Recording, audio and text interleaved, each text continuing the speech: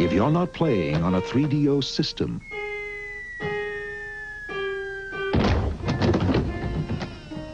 what are you playing with? Presenting 3DO, the most advanced home gaming system in the universe. It's time to put away your toys. Get a free John Madden Football and Crash and Burn when you buy a 3DO system.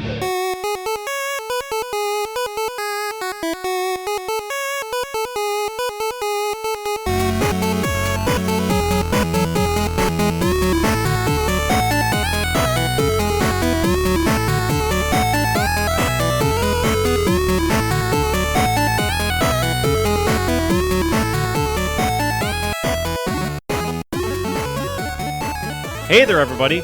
Welcome to another episode of Classic Gaming Brothers. I'm Seth. And I am not Zach. And we're the Classic Gaming Brothers.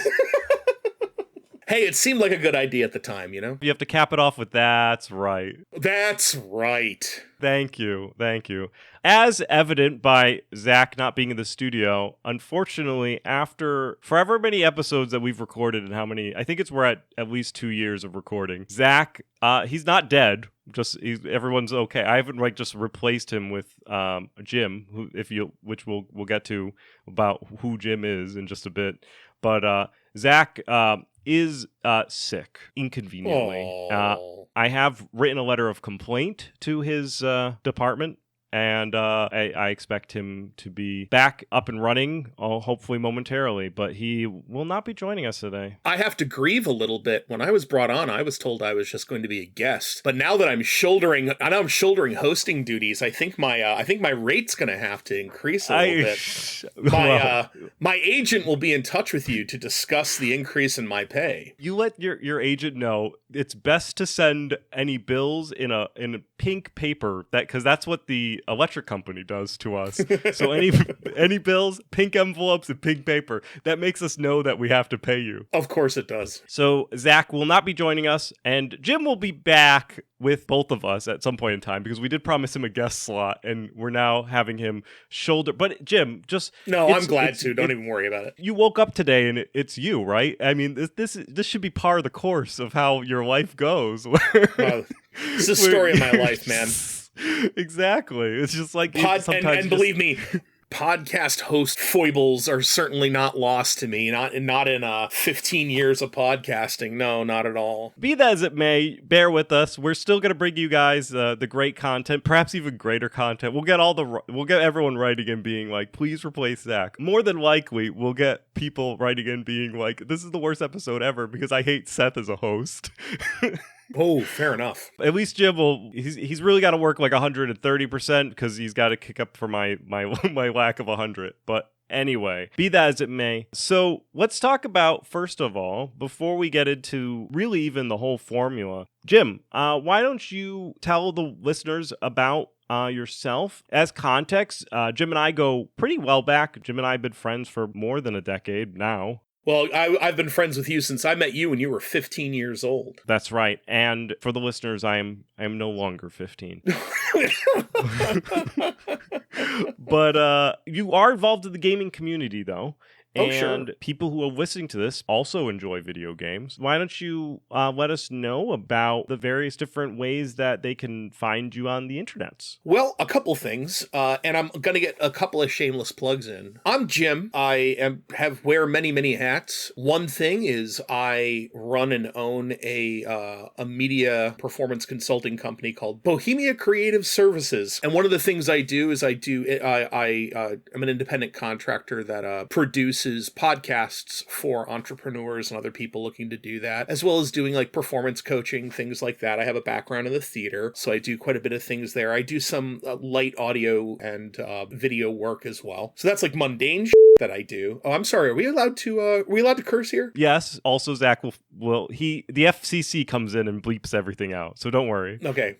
Yeah, but don't worry. Yeah, it's funnier when we bleep it out. Okay. And what else do I do? On a more interesting note, I've been playing video games since I was 6 years old, and I sat in my mom's apartment, sitting down in front of the Atari 2600, the new Atari 2600. I'm old. Jim is no longer 6. playing Pac-Man for the Atari, which I didn't know at the time when I was a kid that it was one of the most horrible ports ever. And I am currently can be found on Twitch. I am a retro gaming streamer on Twitch. Twitch.tv/EvilJimX. Come on down. We're a conversational stream mostly. The games are almost often secondary, but we have a really good time. I do a lot of things to self-deprecate myself on stream, be it anywhere from doing bad Sean Connery impressions to wearing a Dr. Doom mask and dancing like a goofy fat man. Stuff like that. So yeah, I mean, those are the current things that I'm involved in. I've also, as I said, been podcasting for a very long time. I'm currently in between projects on podcasting, but hope to be back in the saddle very soon. I got some ideas brewing. Perhaps even on this one. Listen, Seth, as I said, you and I have been friends for a very long time, so I am more than happy to help out. And hey, I guess I like Zach too, so I'm glad to help out whenever and however I can. I'm doing it for your dad, Seth. I'm doing it for your dad. Our family appreciates you. I do like Jim's Twitch streams. I am not commonly on Twitch, but however, if I do find myself late at night and Jim is live, I try to stop by and say hello. And his Twitch streams are awesome. They're fun. There's a great community. He is by far hilarious. I really think you missed your calling of like stand-up comedian level. I mean, when I was a kid, when I was in college, I dabbled with it, with stand-up and monologue work. There's too much risk involved. That's the problem, is I'm a wimp. You know, there's too much risk involved in comedy, man. You know, it's like they used to say, dying is easy, comedy is hard. So, no, I'm all set. But thank you. I appreciate that. I do try to be funny. It's a good show, so I definitely recommend, and it's consistent, and there's usually there's more than usually a VOD. There's a ton of VODs to watch, and Jim's community is very good at clipping the perfect moments in time. I also have a nascent YouTube channel connected to the stream, but I don't really pimp that yet because I have like 10 pieces on it, so don't even bother. So check out Jim's Twitch, EvilJimX, and we will talk about Jim and his stuff that he does at the end of the show as well. Now, I've already explained the format to Jim, so if you're a listener, you should know what the format is because we're on episode 100 and something. Which is ridiculous, I remember like mid-30s or mid-40s or something. I forget. Doug is actually our corrections officer, so he sends in any edits or any corrections, so he'll be able to complain about certain things. Is it the same Doug? It's like my Doug? Yes. When I had a podcast called Couch Grouches, Doug was a regular contributor to the point where we actually had a theme song for him. So yeah. Oh yes. Oh yeah. Doug was definitely a part of it. He's our angry producer. He sits in the room over there and yells at us. But so Jim's aware of the format, and I'm not going to explain the format since everybody's aware of the format. So Jim, what have you been recently playing? It's funny you should ask. So on Twitch, I play mostly retro role-playing games, and I do that because I like to do a lot of conversational stuff on my stream. So when you're playing a role-playing game and not trying to speed run or not playing anything that's super involved, you can look up from your screen, look at your chat, engage with your community. So right now on Twitch, I am doing a first-time ever playthrough of Super Mario RPG. I had never played it before. And I'm 45 years old, and I had never played Super Mario RPG. I own it, but I'd never played it. So I'm playing it now. I'm about 3/4 done. I'm enjoying it thoroughly. Offline, so not to get too personal, but I'm bipolar, so I have like comfort things. Like a lot of people that are like me and have ADD like to go back and like watch a show they've watched 1,000,000 times or play a video game they've played 1,000,000 times. So I'm currently playing through an old save of Fallout 4, and whenever I am just randomly, if I'm like downstairs with my 3-year-old and he's watching TV and I'm letting my wife sleep, I got my Switch and I'm playing just vanilla Skyrim as well. So nice. Yeah, really two go to the well type things. I also play the game that I call the best $3 I've ever spent on Steam, playing a lot of Vampire Survivors. It's an inane, ridiculous game that I enjoy thoroughly. me. I recommend it. Check it out. It's almost like an idler type game, isn't it? It's like one part idler, one part moving tower defense. It's a really cool. Now there are a bunch of clones out there that are really good. Some of them are really good, really advanced from where Vampire Survivors started off, but it's fun, and the music is spectacular, and it's a really fun, easy game to get into. And again, I'm not really a huge indie game person because I'm old and grumpy, but I really enjoy it. So I recommend it highly. I'm receiving no compensation for giving this endorsement. I wish I was. And there's no pay to play or any transactional stuff on it. It's a very clean game. So yeah, that's what I'm playing right now. I own Vampire Survivors. I haven't been playing it recently, but I've seen a lot of like these idler type of like, I call it like games you can play at work while you're working from home. Absolutely. The game is completely passive. The only thing that you do is control the movement of the character. There's no weapon activation. You're just literally, the weapons are constantly going, and you're just going and moving about, trying to strategically place yourself in harm's way while not getting harmed, because you need to kill to get XP. And it's, and then you upgrade as you get XP. It's a silly game. It is so much, especially, and the game gets increasingly harder. The hordes get bigger, and it's really a cheap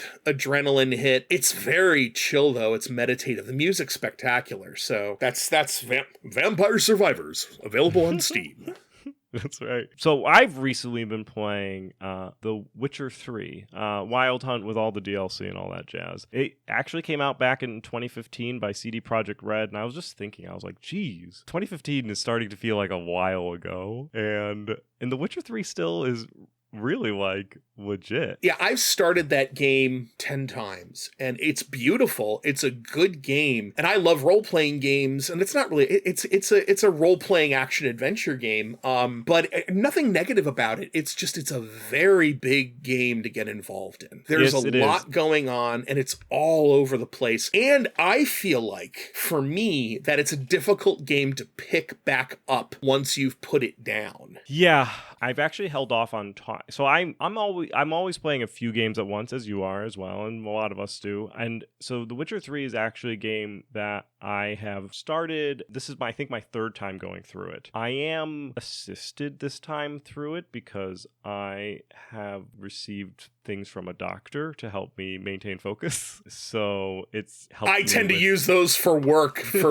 By the time I get home to play video games, it's worn off and I want to sleep at night. So taking a lot of this. I get you though. I understand. It helps. But anyway, just in case anyone is curious about The Witcher, it covers the journey of Geralt of Rivia, who is a witcher, who's a mutated monster hunter, and he spends the purpose of the game trying to find his ward, who is Ciri. But he also spends his damn time doing it. The side quests are just ridiculous. He plays cards, he gets into competitive fights. Can I ask you something honest? Do you really think we need to explain what The Witcher is about? I feel like that game is so ubiquitous and so popular that it's almost like us going, well, there's this game called Mario, and Mario is a plumber who is trying to save his girlfriend, who is not actually his girlfriend, because she actually gets she actually gets kidnapped on purpose by this giant turtle. When you come in the studio, you need to put on your pedantic hat.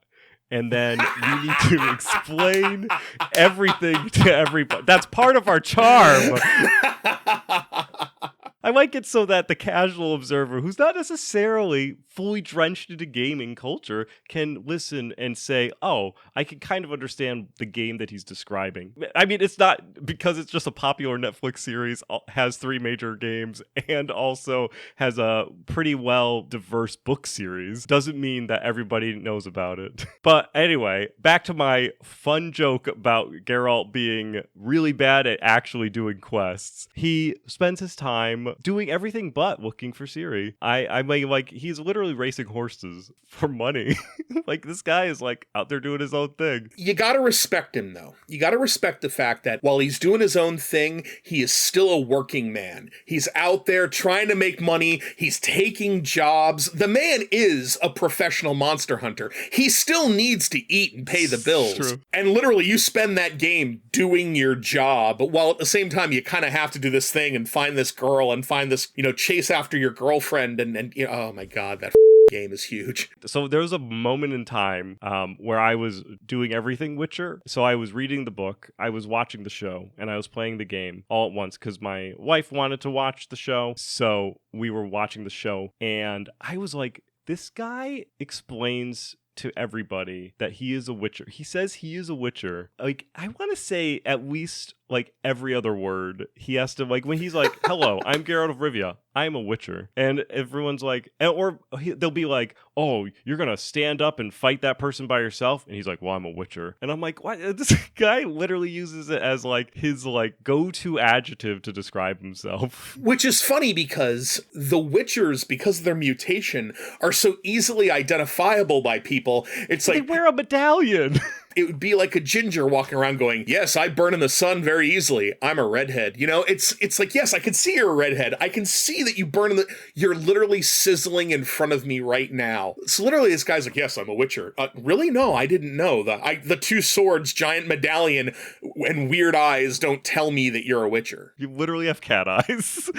Just like, get out of here. But anyway, it's a fun game. Oh my God, it's so good. If you have yet gotten into it, it is, as Jim said, a very, very long game. I would probably say that I'm about 30%. I am going a very obnoxious way of doing it, but a way that Jim would probably appreciate it. I have a list of quests in order of to do based on your location. Like, here are the quests that you should collect as you do that's it. The way I do it. Going down the list, making sure that I hit every quest that I can, as I'm sure Jim would appreciate that. I seriously think, no exaggeration, and I can look it up, the game's gotta take 120 hours to complete. I think that's prior to the DLC as well, once you layer I think you're right. I think you're right. Needless to say, it's robust. Do you know what is also robust? Perhaps the 3DO. Oh, geez. No, that's the thing. The 3DO, it was robust with a bunch of crap. But yeah. Is that your segue? That's gonna be that's my horrible segue. Zach's usually the one in charge of segues, so. Yeah. So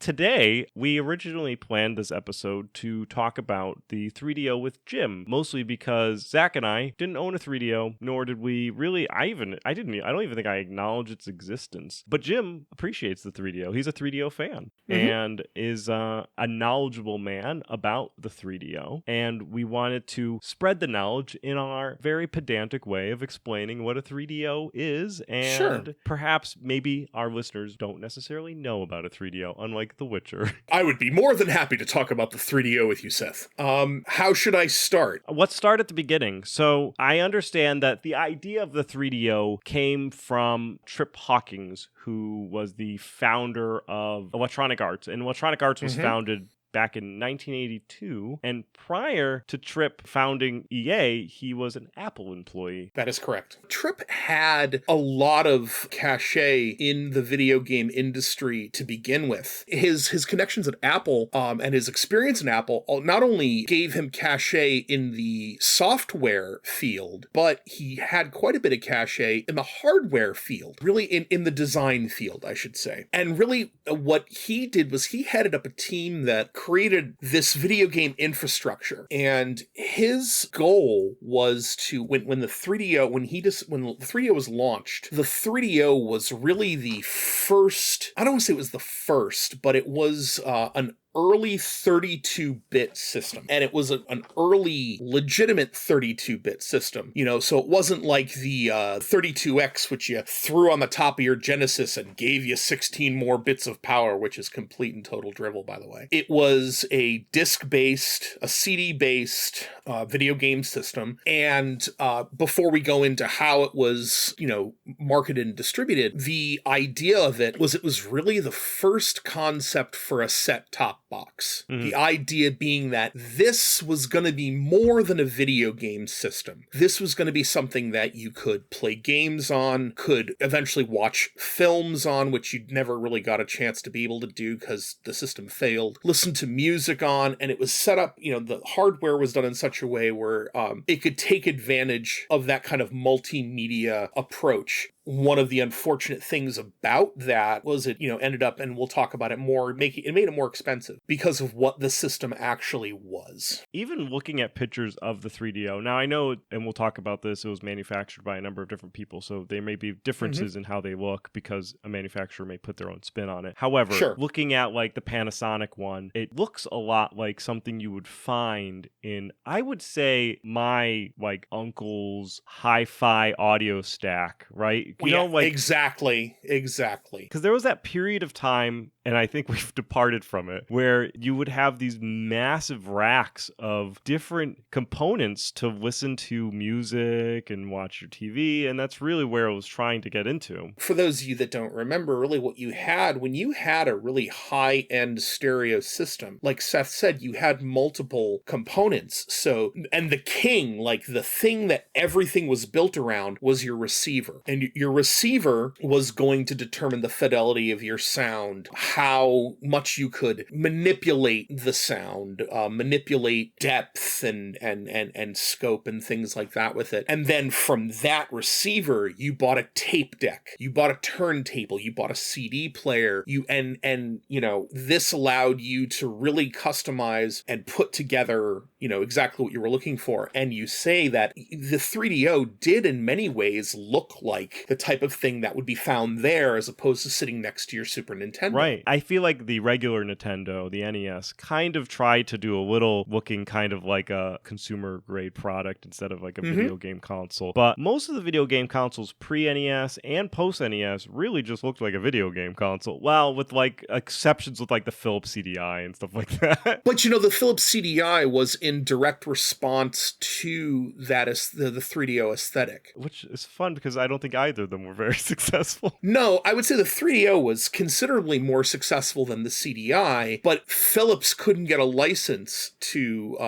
do 3DO, which is one of the reasons why they went and did CDI. I love when companies do that. I love when companies can't get something, so they try to make something else and they make something just bad. In the end, and this is getting ahead of us, but it's a kind of a good way to do an intro, what happened with 3DO is that it was too ambitious, and I don't feel like it had the infrastructure, nor was the public looking for what it purported to be able to provide. I think that video games, while very popular, weren't as culturally ubiquitous as they are today. I think that you had in the 3DO kind of an attempt to take a video game and not make it a toy. Because, we talk about, things looking like they could be kind of integrated into your everyday life. You go back as far as the Atari 2600. The Atari 2600 itself had an aesthetic for its period. In the 80s, in the late 70s, early 80s, everything looked like it was made of wood paneling. It was bizarre. Everything was wood paneled. And what did they do with the Atari 2600? They took this plastic video game system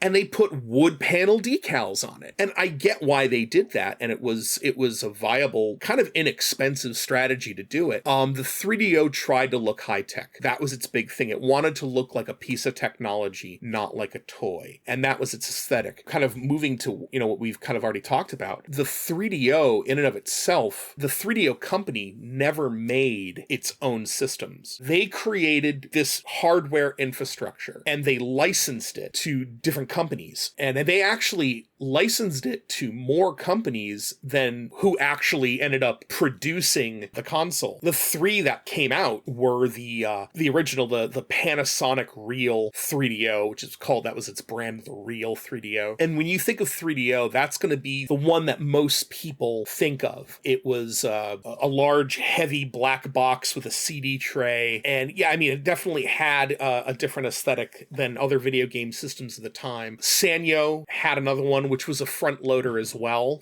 with a CD tray. And then Gold Star came out with one that was a top loader. Similar to like the PlayStation 1. Right. The thing in a retro game aspect is I own a Panasonic. I own a Panasonic 3DO. The Gold Star one is actually the one for retro gamers that is still the most stable, is still the one that's easiest to use. It has fewer moving parts. That CD drawer, and the whole thing in general with CD players, that CD drawers, the motor on that is one of the first things that goes. It's funny from a retro gaming standpoint, those Gold Stars are kind of the ones ones that people are looking for, and they tend to be, when in trade or, at sale, they tend to be a little bit more expensive and harder to find. The 3DO also, in my opinion, had the distinction of having a very, very crappy controller scheme. The controller itself was fine. It had a standard directional pad similar to, actually more akin to the Genesis as opposed to the Nintendo. It's very Genesis-esque. Well, it was smaller than the Genesis controller. Even the 6-button Genesis controller was smaller. The thing that was terrible about it was the 3DOs almost, I believe they all had this. I don't believe this was just the Panasonic. They only had one input on the system for your controller, and the way that you used additional controllers was you daisy chained them through the top of each controller. You could daisy chain a number of controllers, but it was really unwieldy if you're trying to play. You already have a cable to the system, then you have to plug another one in so that somebody else can play. I never liked it at all.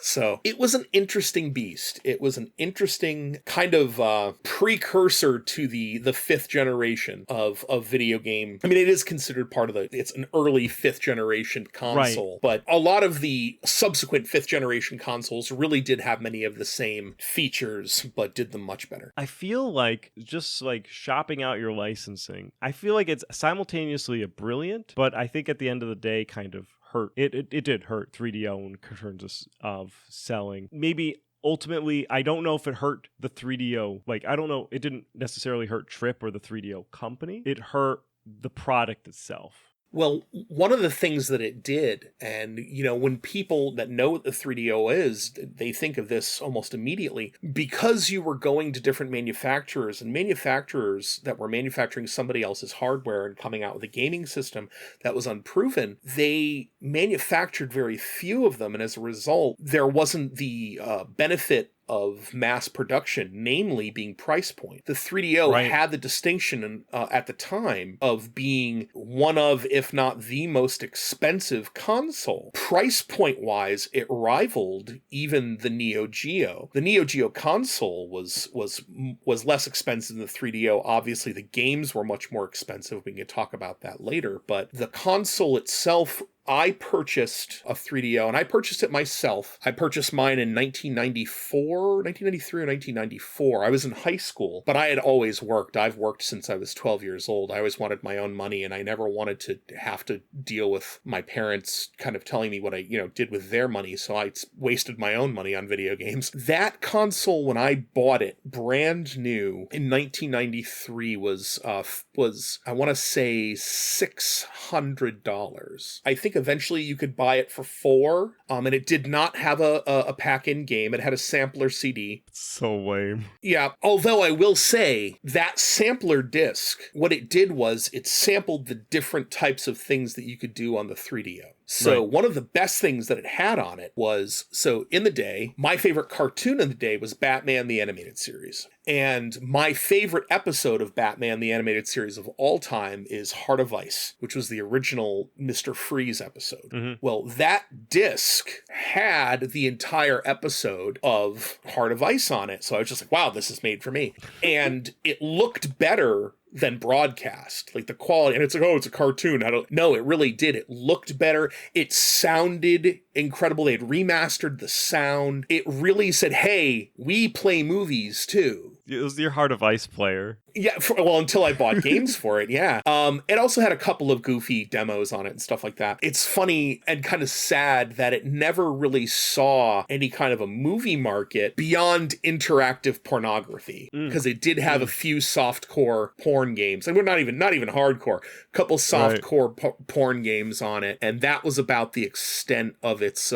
video potential. And it had a bunch of peripherals planned, things to make it a high-end CD player, things, and a lot of stuff that never ended up actually happening because it was almost doomed from the get-go. Right. That price tag just killed it at the start line. And a lot of that price tag stems from the fact that they were licensing it, right? Mm-hmm. Ultimately, at the end of the day, for our listeners to understand kind of how the business side of this works, essentially Tripp set it up so that he'd get a royalty of every copy of any system or game sold of $3. Sounds like a great deal. Well, you as the manufacturer of the console, you need to make a profit, because if you don't make a profit, you have to spend money to make this system that you then have to pay $3 to make. So ultimately, you have to, if it's an expensive product to make based on the design work, you have to still price it so you make money, which is where the initial 3DO offerings came from, where I was reading that Tripp was saying that the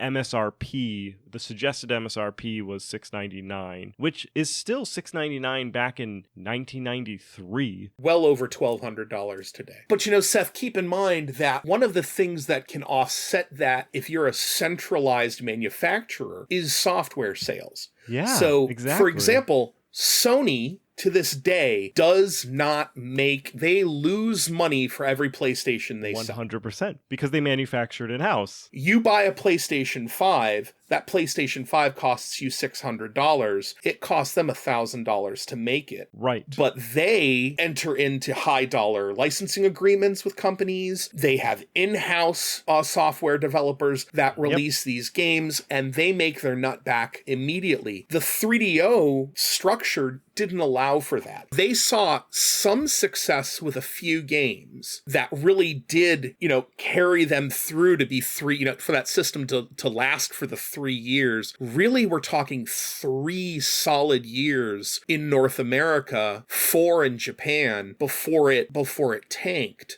Like their greatest exclusive, and people bought 3DOs to play this game, is they had the original Super Street Fighter 2 Turbo. That wasn't available on any other system until later in Sony. And it's a beautiful port. It's an absolutely gorgeous port. I mean, to this day, it's with the exception of loading screens, it's arcade perfect. But you had to buy an arcade stick for it because otherwise the button layout is dreadful, by the way. You barely have 6 buttons on that controller to be able to, because you had 3 buttons up front, 2 shoulder buttons, and a start button. That start button had to be integrated into your fighting. I ended up having an arcade stick for it because I'm a giant nerd and spend too much money on video games. I had an arcade stick that I could use for the 3D, that had connections for 3DO, Super Nintendo, and maybe Genesis as well. So it was a very expensive stick. My God, I spent way too much money on video games in high school. But, when you had this licensing thing, you'd think, oh, well, Gold Star pays a large licensing fee to make this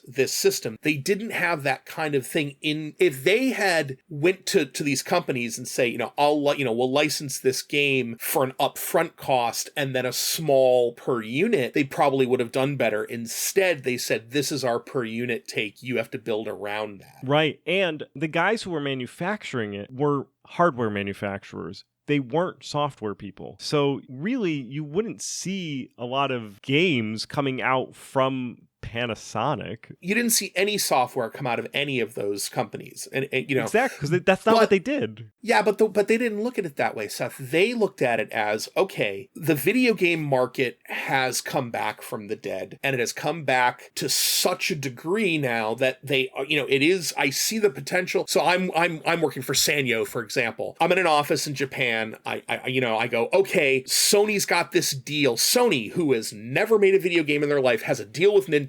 They're going to make Nintendo's disk system. This is a big deal. I have an opportunity to get in on the ground floor of video gaming, which is something I've never explored before as Sanyo or Panasonic or Gold Star. And this is a very advantageous way for me to do it because there's no infrastructure on my part. I don't have to design anything. All I have to do is design as an aesthetic and a hardware. Put the pieces together. Yeah, and I can choose how I want to do it. Hey, I'm Sanyo. I've got a factory full of CD players that I can use this infrastructure to create video game systems out of. It was, Tripp sold it very attractively to these companies that way. 100%. And in many ways, he was right. It could have worked. But they didn't approach it with the future in mind. They didn't approach it in such a way where they go, okay, well, we need to find a way to make the initial investment work and then foresee out into the future what things are going to, happen. One of the things that they did, which in this day, would be fine because video games are really cheap to make in this day and age, 3DO reached out to a lot of small development houses. And there are a few notables. The very first game from Naughty Dog was for the 3DO. I believe it was Way of the Warrior. It was a horrible Mortal Kombat ripoff. Dreadful.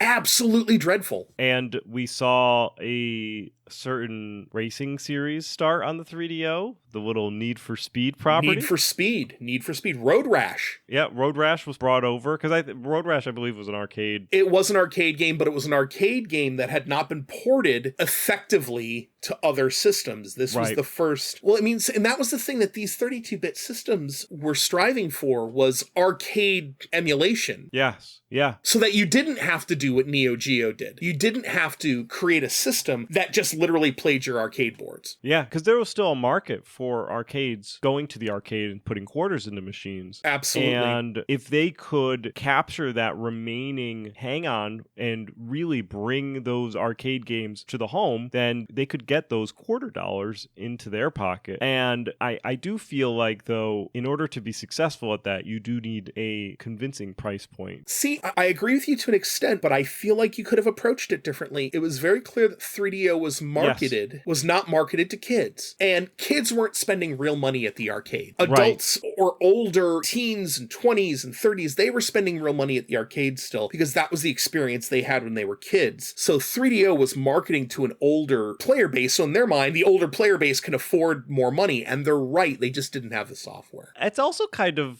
fascinating to look at because video games are adjacent to the toy category, right? They're not the toy category, but there are some video game developers and system hardware builders who approach the category like it's a toy and market it to the kids. And kids are important in marketing because they are the need factor, because they're going to bug the parent until the parent spends the money. That's why toy companies run commercials during their made cartoons that they created. Where then there's other video game companies. I like Nintendo. I feel like Nintendo matches their marketing to they're like, the people who got the NES as children are now, when they got to the N64, are now older and need more mature titles. And they kind of evolved their marketing to be a little bit more to go with who their demographic was as they evolved. And yet there is still no better example of a company that has successfully marketed to the youngest demographic as well, because you look at the comparison between Nintendo and 3DO. So the same age people are spending money on that console. It's who is going to play it. You know, I'm not going to spend $600 for my kid's video game system, but I'll spend $600 for my own video game system. Like that's what they were counting on. And there weren't enough. It was niche. It was a little too niche to have that kind of price. So in that, I do agree with the price point. I just don't think it had to be that way. Right. And there were later systems that were released not that long after the original 3DO was released that were $100 cheaper, $200 cheaper, because 3DO didn't maintain any requirement to stay at their MSRP. There was no what's known in the industry as a MAP policy. There was no minimum advertised price. And because there was no minimum advertised price, if you were one of the manufacturers and you figured out how to make the system a little bit cheaper, you could sell it cheaper. And if you're a retailer, you could sell it cheaper. So ultimately, 3DO was like, well, it's not selling well because it's priced. Yeah, buddy, it just came out $200 cheaper and it's still not selling well. I think price was a factor. I think there was a number of other things that played into how it performed in the market. Well, I mean, Sony's systems and the Xbox as well are still considered rather expensive, especially in comparison to things like the Switch, for example. But what do those systems have that the 3DO didn't? The 3DO did not have the software to make it a must-buy system. Sony right now could charge $2,000 for a PlayStation, and people will scrape it together to be able to play the games that are either exclusive to that system or that are so popular to that system. Of course, they also have brand loyalty, tribalism, stuff like that. Because, I mean, like I'm part of the Sony tribe. I've never owned an Xbox. I will never own an Xbox. I have no desire to own an Xbox. That being said, 3DO did not have anything that no one was like, I gotta buy a 3DO so I can play this. Sure, they had Street Fighter, but I think it was a little too late. And you certainly can't, bank on a single game. And the games they were releasing, while many were very good, there was no cultural touchstone. There were no must-haves for the 3DO. And that, in my opinion, is what ultimately doomed that system. Right, because you didn't really get what could have been. So one of the games that did sell very well on it which you probably own a copy of or wanted a copy, was Gex. Oh, I owned Gex. And I feel like Gex, if that was, instead of coming out in 1995, which was 2 years after the 3DO hit market, if they were able to launch the console with Gex and had like a mascot that really supported it, like the Sega had with Sonic, Nintendo had with Mario, and everyone's got their mascot. If they were able to launch the 3DO with the Gex and maybe had some, I don't even care about the price point per se. I think they should have had some consistency with their price point. I agree. And if they had consistency with price point and a Gex as a launch title, they may have been more successful than where they were today. Also, we keep calling it the 3DO. It is actually like 3DO interactive multiplayer because the company itself was 3DO. And then each of the Panasonic, Sanyo, Gold Star, they had like Panasonic had Panasonic FZ1 REAL 3DO interactive multiplayer. I feel like kind of if there was some level of like I don't know, like not necessarily unity, but like some level of like standard of naming, like if they were like, this is not, I don't call it the company's name, like Sony doesn't release the Sony, like call it a, whatever, a Fairchild F or a PlayStation or something. Call it something. If they called it something beyond just a 3DO and they standardized their manufacturers, had a Gex launch title, and had a consistent price point, I think this would be a different story. I mean, I think you've effectively kind of nailed down the many aspects that resulted in the failure of the platform. And, it's not like the branding of the system, I think, is somewhat, I don't want to say secondary, but I think it wasn't so much the problem as much as it was a symptom of the problem. The systems, I think having 3DO as the identifier for the system wasn't necessarily a bad thing, because the fact is that you had these three systems, they all played the same games. It really just depended on what you wanted. Now, what would have been probably smarter to do is different price points for different features for different systems. Okay, I'm Gold Star. I want to make the base 3DO. This is what the 3DO does. And then Panasonic goes, well, I want to make the deluxe 3DO that does all of this. Doesn't need peripherals, doesn't need this, doesn't need that. And then, Sanyo's like, well, I'll make the one in the middle.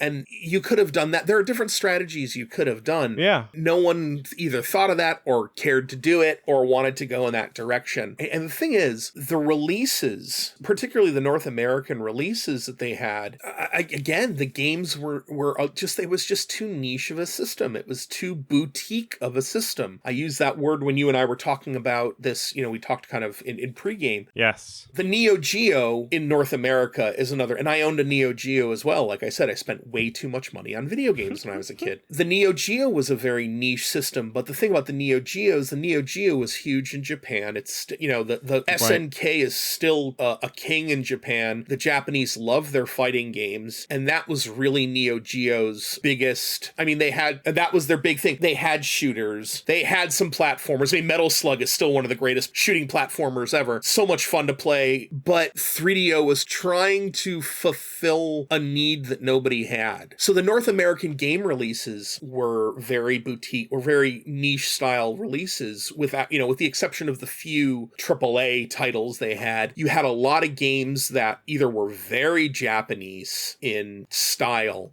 games that would probably do well today. One of my favorite games was Guardian War, which was a tactical role-playing game. Probably would have done rather well today, but it used very Japanese Gollum type character, Gollum as in creations, not as an, oh, my precious, it was a very Japanese style game, tech and medieval and gods and stuff like that would have been successful if marketed a certain way. But you look at that game, that's very Japanese. Police Knots was very science fiction soap opera RPG. Again, in 1993, nobody wanted to play that. It did have an interesting lineup of games. It had the first full console port of Wing Commander Commander 3 Heart of the Tiger, which is a great video game, and FMVs did very well on the 3DO. FMVs were what could have done quite a bit for 3DO. You take those PC ports and you put them on console, make them more accessible, easier to play.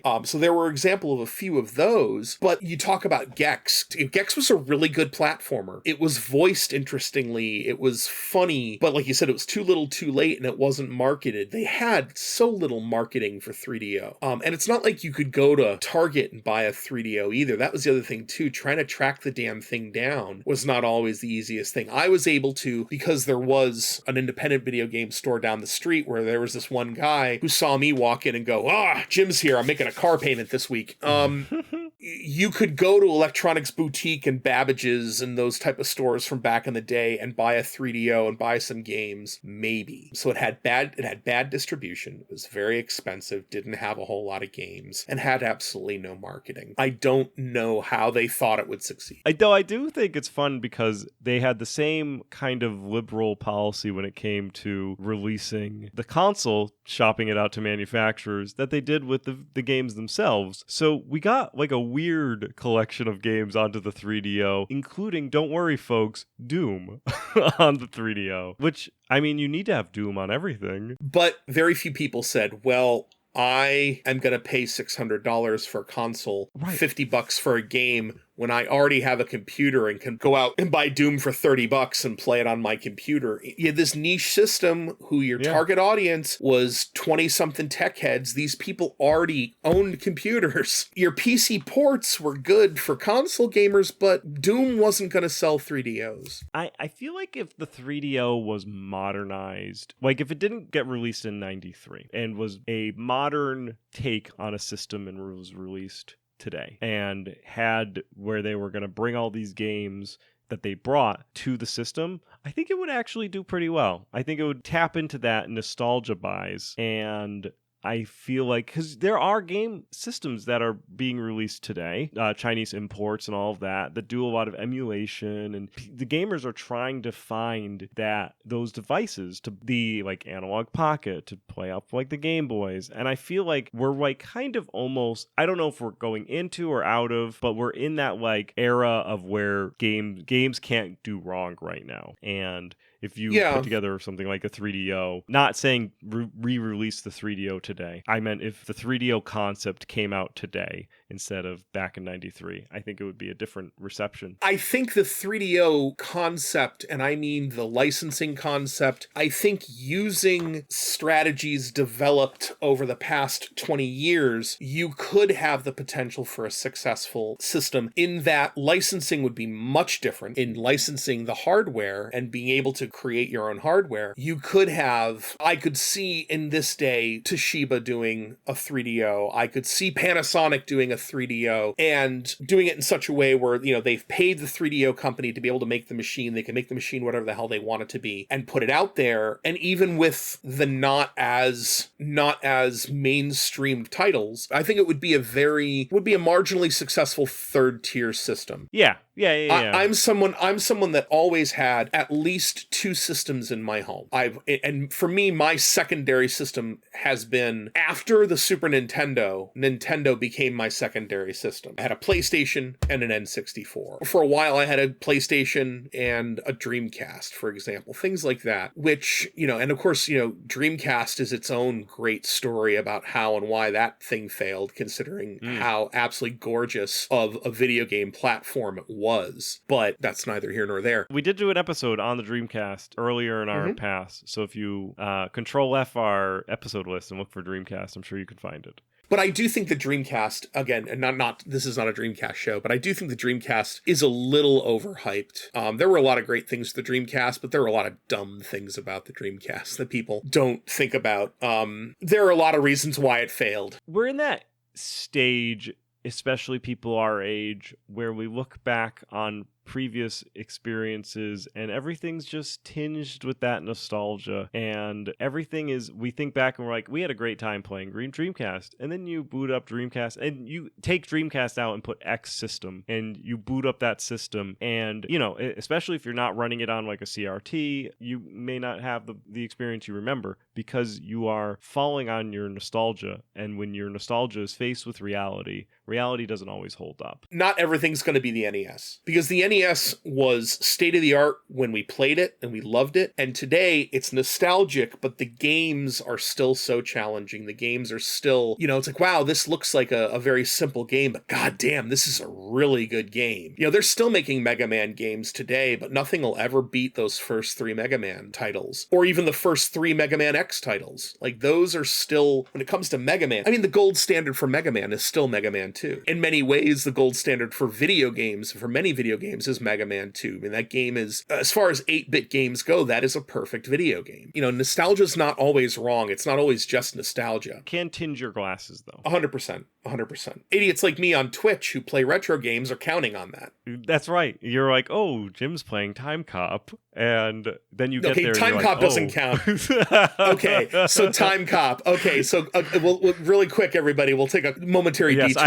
I am in the presence of a world record holder. Okay, I do not hold the world record. I hold second place. I am not a speedrunner by any stretch of the imagination, but I do something on my Twitch stream called Terrible Game Tuesday, where once a month. Well, now it's once a month. It used to be once a week. I will take one of the worst games ever made and play it. For example, last night was Terrible Game Tuesday, and I played Star Wars Masters of Terras Kasai, which was the Star Wars fighting game for the PlayStation. It is widely regarded. No, you're wrong. You don't love that game. That game is garbage. You don't realize how bad that game. You think you love that game. It's not. You don't. So I was playing Time Cop one night, which is one of the worst games ever made, and my viewers browbeated me into speedrunning it. So I played that game for months, and there are no glitches. There are no speed run strats other than it being 100% skill based. And I finally got a second place time, and when I saw that the first place time shaved off an entire 2 minutes from that time, and if you understand speedrunning, 2 minutes is an eternity. I'm like, I'm never going to shave 2 minutes off of this run, so I'll be satisfied with second place. So yeah, so second place in Time Cop on speedrun.com is a dubious honor, to say the least. You should get some really professional framed or like a plaque. Hang it somewhere in your house and never explain to your son about it. Like, don't even mention anything about it. Just let it years, let it just build. Now's the perfect time to do it, right? Because he's not going to remember anything, right? But he'll grow up and just have it be in the background, and then have him like one day just be like, Dad, what is this? Like, what type of award was this? And then you can shatter his world. If you want a fancy plaque, maybe I can help you out. Now, to wrap up the 3DO, as it were. Sure. I want to just touch base on kind of how it wasn't primed for success. Sure. In when it was going out for October of 1993, relatively good time to launch a game. People were still buying. Primarily your big expenses for video games were still in December for Christmas, and other holidays that happened in that time. Mm-hmm. And they did a huge push for what was going to come out on the 3DO in marketing materials. None of them made it. None of them. Zero Not games that were single one. They were saying Return Fire, Road Rash, FIFA, International Soccer, Jurassic Park, all were slated to be on launch titles. Not a single one launched. So they were pushed back. And also there was issues where Panasonic, one of the lead manufacturers, didn't make enough supply for launch day. So retailers could only put 1 or 2 units on your shelf. And let me tell you, if you have 3 interested customers, there you go. That's it. You're not moving any more units for that day. The only launch games for 3DO that were really, and there were about 12 of them. The only launch games that were really of any, I want to say, excitement that people cared about was Dragon's Lair. It was a port of the Laserdisc arcade game, which if you've ever played it, once you've beaten it, you never need to play that stupid game again. Lemmings, which was a popular PC game, and Rebel Assault, Star Wars Rebel Assault. Which was a rail shooter, which is still a lot of fun to play today. Those were the 3 that people were buying that were, if you were going to own a 3DO, those are the three games that you probably really wanted. My favorite game from the launch, and it's still like one of my favorite games of all time, is Star Control 2, which if you were a Genesis owner, you may have played Star Control 1, which was a tactical battle game. Star Control 2 is a much better game. It is actually one of the best science fiction role-playing games ever, but no one knew about it because they didn't market any of these games. But you knew Dragon's Lair because of the arcade game. You knew Lemmings because Lemmings was on every damn system and was the same game effectively. And then you knew Star Wars Rebel Assault because it was Star Wars. And I'm pretty sure that they were close to launch. I don't know if those titles were even launch because it looks like I think the only launch title that was available was Crash and Burn, the singular game that was available at the launch time. Yeah, I mean, their launch was abysmal.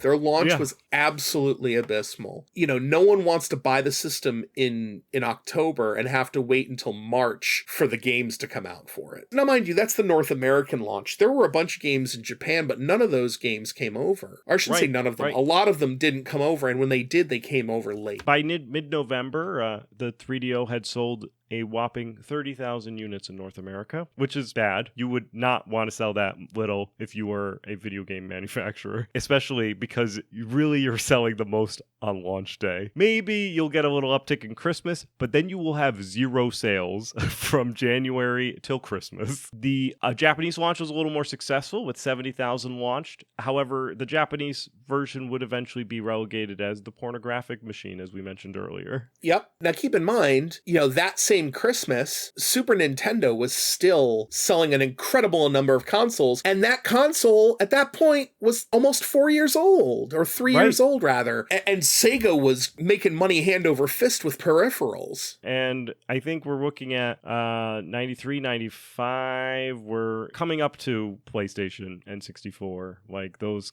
consoles that really are going to dominate the market. Yeah, 3DO, their thought was, okay, we're going to be a CD-based system. We're going to grab market share from Sega CD owners. And that system, which was awesome, but very limited in what it could do graphically, what it could do performance-wise, I think in their mind, like, oh, well, this is the first truly CD-based system, CD being state-of-the-art. But again, as we said, it didn't take advantage of the software opportunities, not only on release, but even that first batch of games that did come out, besides the games that I mentioned, nothing hugely stand out. The developers were actually finding it difficult to program for it because it was so advanced. Well, that's the thing too, who was that, it's like, can I make a game of the quality of, Mortal Kombat and put it on the 3DO? Well, sure you could, but it's kind of a waste of the 3DO at that point. It's like, it's made for a specific kind of game, and it was made for a specific kind of game that a lot of developers just weren't making yet. So like that's the 3DO, a Cadillac that was sold when people were just buying Hondas. You know what? I liken it. I call the 3DO the DeLorean of video games. It's a great thing. It was the DeLorean of video games without the cocaine. Very shiny, very cool. It was sleek, it was futuristic, it didn't have gull-wing doors, but it was this thing that you looked at and said, oh, that's awesome, I wish I had that. And then when you got it, you were like, oh, wow, it isn't what I thought it was going to be, or it's not what it promised to be. So if you want to get a 3DO, and they are out there at a decent price, if you can find someone that just wants to get rid of the damn thing. I bought a Panasonic 3DO for about $250. I went on like Facebook Marketplace. I tracked it down. Buying a second controller I had to go to Retro World Gaming Expo to buy a second controller for it. I almost bought a TurboGrafx 16 while I was there too. If you remember, I really... That's right.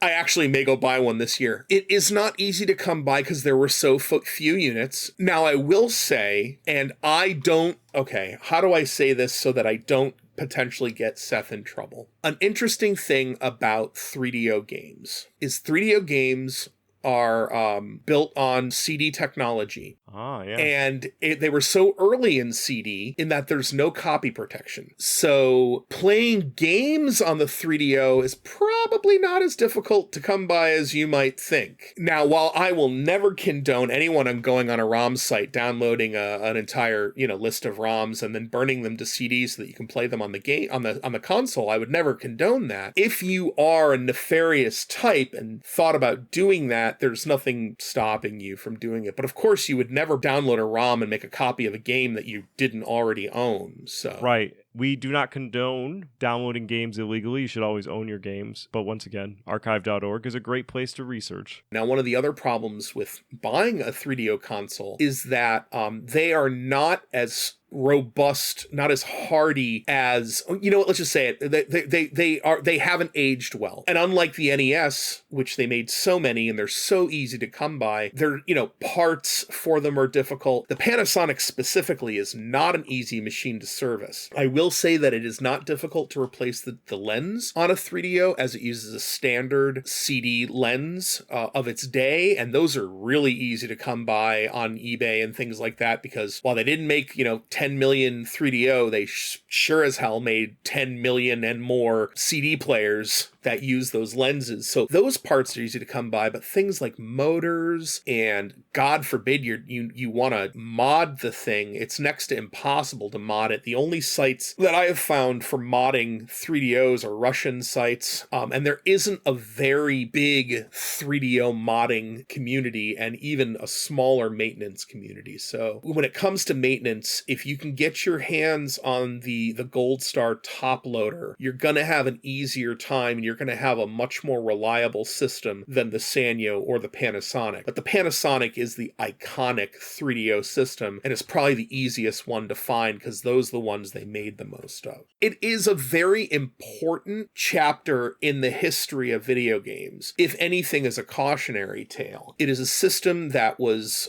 released before its time. It came out too early. I think it came out 5 years too early. I think it would have been much less expensive to develop 5 years from then, and you could have done a whole hell of a lot more. I don't think the licensing concept is what killed it. I think the licensing concept is what hampered its manufacture, and I think that, is one of the things that affected it. But I think in the end, the biggest issue was there was no reason to really want to own a 3DO besides, hey, look at this cool thing I have. And with that, that's going to be our 3DO episode. We're going to go into our retro rewind section. Since the Byweight Pass is still on vacation, we're not going to talk about the games. It would be weird if Jim had to play whatever game I gave Zach. I gave him Fievel Goes West, An American Story on the SNES. An American Tale, yeah. An American Tale, yeah. Not the best game. Great movie. Great movie. Yes, great movie. Not a great game, but you weren't required to play it because I wouldn't subject my friends to it, only my brother. He had me playing Clock Tower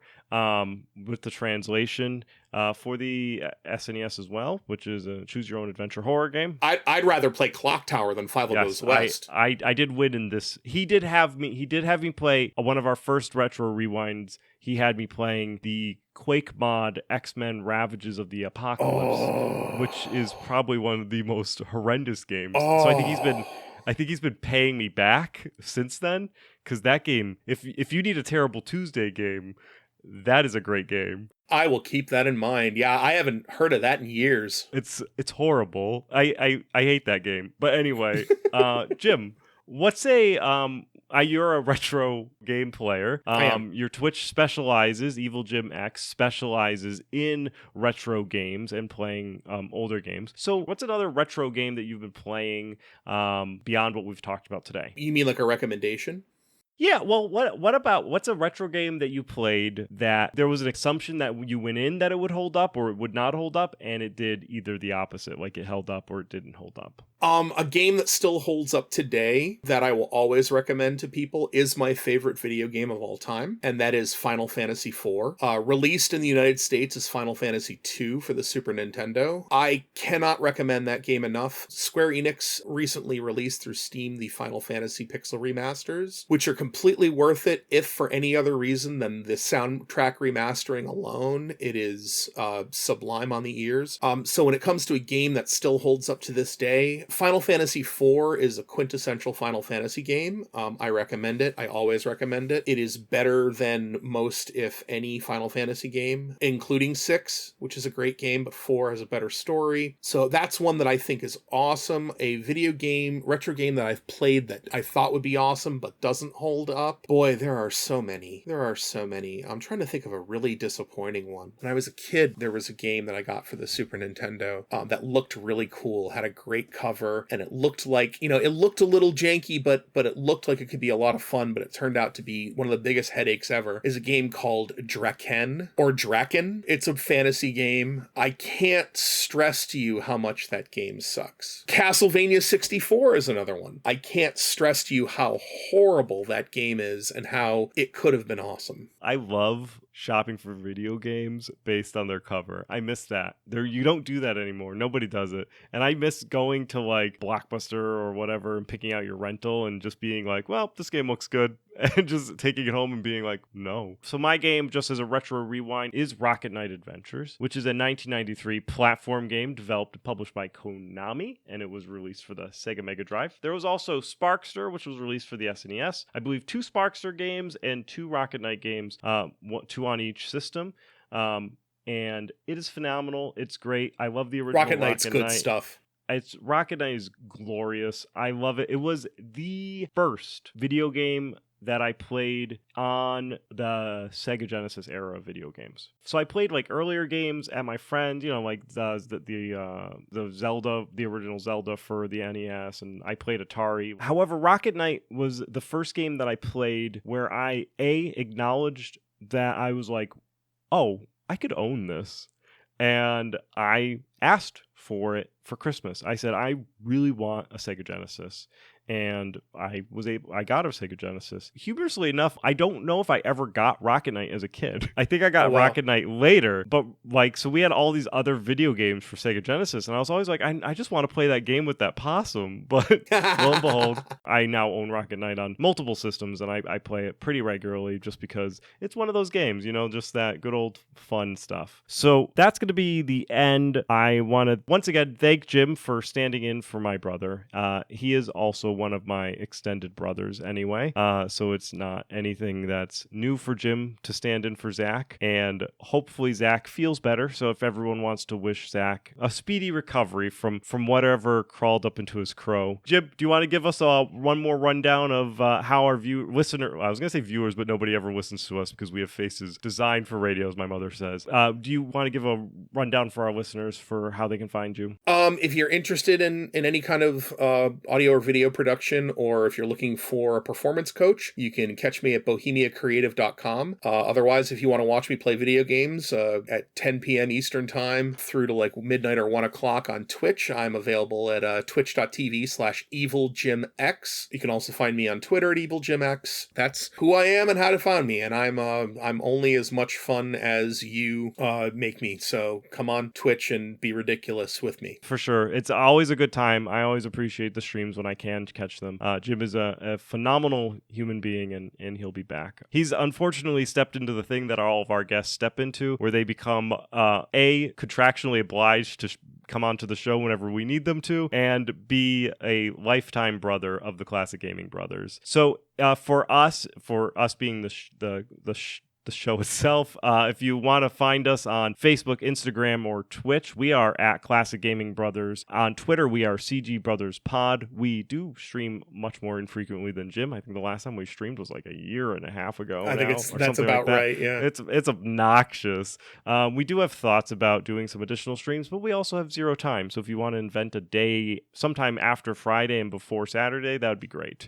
And if you want to send us an email, you can send us an email to classicgamingbrothers@gmail.com, and you can say that was the best episode ever because there was no Zach, and we'll take Zach out and Jim will become the new co-host. If you want to also check out our website, it's classicgamingbrothers.com. It is horribly outdated, and that is mostly due to my fault, since I am the webmaster and I'm a bad webmaster to say the least. And well, at least you're if you wanna- consistent, Seth. we only promise one thing, and that's the episode gets released on Sunday. Anything else beyond that is gravy. And finally, if you want to listen to the show, you're already doing that, but we're also available wherever podcasts are available to listen to. So, did I forget anything, Jim? Don't play games like my brother. And don't play games like my brother. I'm not Zach. And I'm Seth. We're the Classic Gaming Brothers. Oh, is that how this works? We are the Classic Gaming Brothers. That's right.